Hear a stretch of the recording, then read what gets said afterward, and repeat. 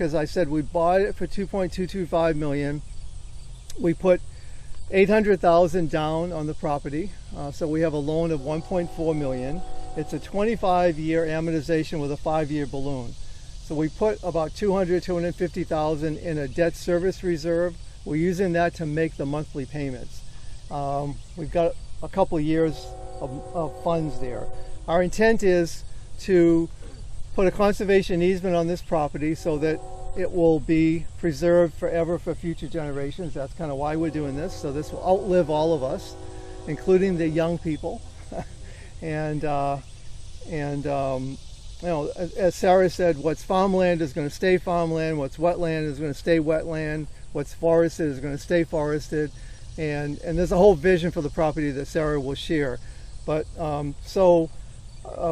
when we put a conservation easement on the property, which the soonest we think we can do that is March of next year, we will reap about $750,000. We'll use that to pay down the debt. We'll need about another $750,000 to pay off the loan.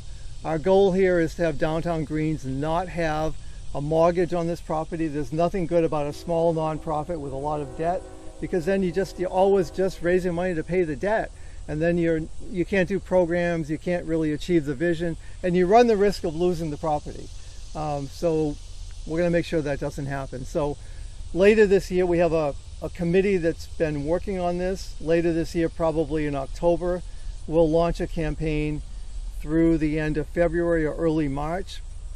We want to raise another $750,000 by that date, so that when the conservation easement kicks in, with the money that we raise and the conservation easement money, we'll be able to pay off Dr. Gupta, and Downtown Greens will just own it free and clear. So that's kind of our vision in terms of you know, preserving this as green space forevermore, and using it for the incredible vision and programs that Sarah and the Downtown Green Board has, and making sure that there's no debt on it.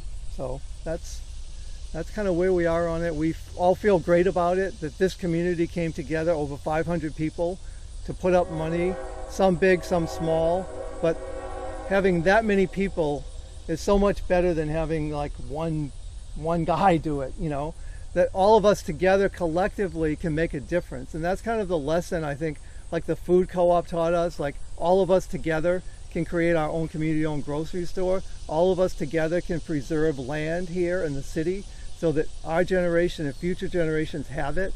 We can do the awesome things that Downtown Greens does. And that's the power of collective action. And that's, I think, what this project is all about.